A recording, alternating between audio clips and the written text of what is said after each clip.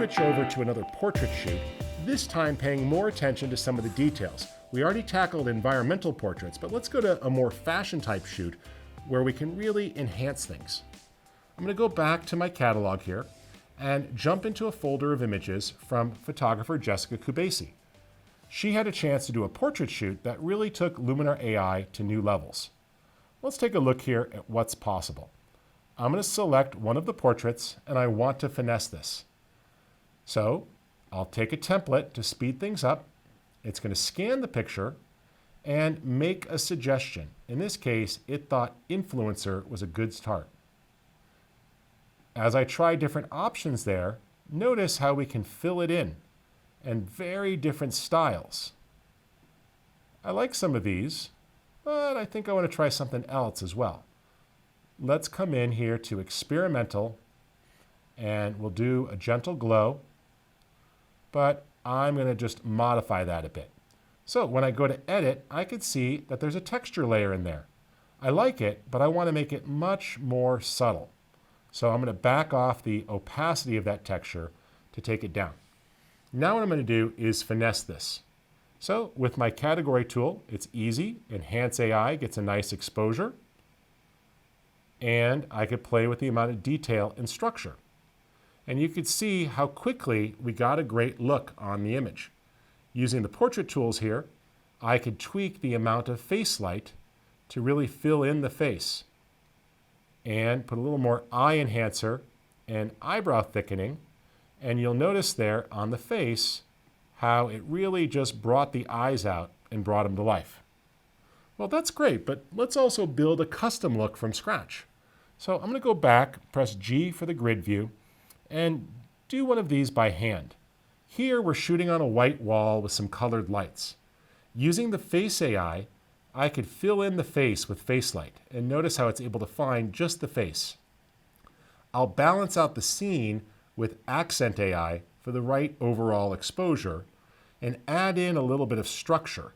Structure is able to recognize the wall texture, but leaves the human skin texture alone. Now back to portraits, and let's zoom in. What I want to do here is finesse a few things in the portrait. So we'll use Face AI, and first up, start by brightening the eyes a little bit and layering in a new brown iris. And I can adjust its visibility and add a little bit of flare on the bottom just to help bring those eyes out a little bit. While we're at it, let's thicken the eyebrows and remove some of the dark circles that are causing shadows under the eye. Looks natural. And put a little touch more red into the lips and just a hint darker. Now we'll come down to the skin tools. And what I want to do here is really finesse things a bit. So I can gently remove some of the texture and the shine. There we go. And if we zoom back out a little bit and look at the before and after, you see what a nice job that did. Press the G key for grid, select the rest of the photos, and just synchronize. The AI will automatically map the results to the rest of the photos and saves you a lot of time. When you're ready, you can go to Export and then easily save all of those to disk. Or you can do that right from the grid view as well and just choose to export multiple photos at once. Let's go ahead and retouch a single portrait here as well. I'm going to come into this great light that she did here. I love how she designed this shot with soft lighting. And what I want to do is just finesse the face a little bit to improve the skin.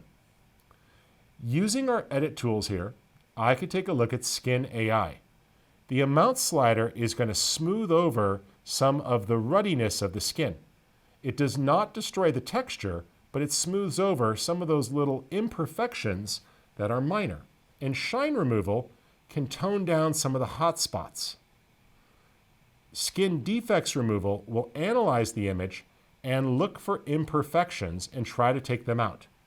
You're also free, if there's an imperfection that you need to manually touch up, to take advantage of the AI erasing tool. This will allow you to select any area that you want to manually remove, and it will generate a new texture by analyzing the skin or the area around the strokes. There we go. That looks good. Now let's go back to those portrait tools and really enhance the eyes. With face, we could put a little more light on the face and then layer in new irises, matching the color that's there or adding a new color.